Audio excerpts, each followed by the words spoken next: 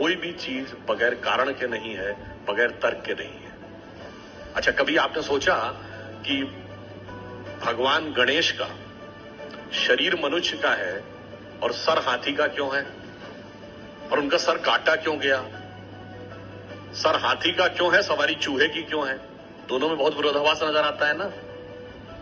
और उसके बाद यदि हाथी का सर है तो उनको एक दंत क्यों कहा गया? हाथी के तो दो दांत होते हैं, तो फिर एक ही दांत क्यों है? और अगर एक ही दांत रहना था तो एक ही दांत होना चाहिए था उनकी मूर्ति में, वो दूसरा दांत टूटा हुआ क्यों है? और बल्कि जो आप वास्तविक मूर्ति देखते हैं उसमें टूटा हुआ दांत एक हाथ में पकड़ रखा है उन्होंने। कभी आपने विचार किया कि ये क्यों है? इसमें से कुछ भी कहानी नहीं है, कुछ भी कल्पना नहीं है। और गणेश जी किसके देवता हैं? रिद्धि और सिद्धि के देवता हैं, यानी संपूर्ण सिद्धियां गणपति की आराधना से मिलती हैं। और गणेश जी पुत्र किसके हैं?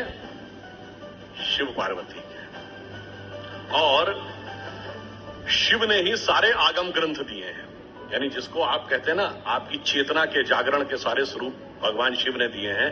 अब समझिए गणपति के सारे जो स्वरूप हैं इनका अर्थ और तात्पर्य क्या है।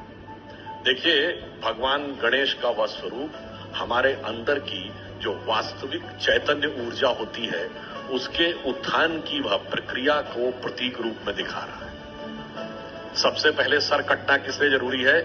वह आप अंदर की यात्रा करके अपनी कुंडलिनी शक्ति को तब जागृत कर सकते हैं जब पहले आप अपने अहंकार को नष्ट करने में सफल होते हैं। तो आपका सर कटने का स्वरूप प्रतीक ये है। दूसरा, हाथी का ही सर क्यों है? क्योंकि हाथी की जो सूंड है, और आपने देखा होगा हमेशा गणपति की सूंड इस दिशा में यूं है, कभी ऐसे नहीं है। क्यों? वह उस शक्ति का प्रतीक है जो अपवर्ड्स है, यानी जागृत शक्ति, आपके शरीर की कुंडलिनी की शक्ति जब वो ऊर्ध्व की तरफ होती है उसका प्रतीक है। और हाथी इसलिए है कि हाथी के मस्तक में गज मुक्ता कहा जाता है।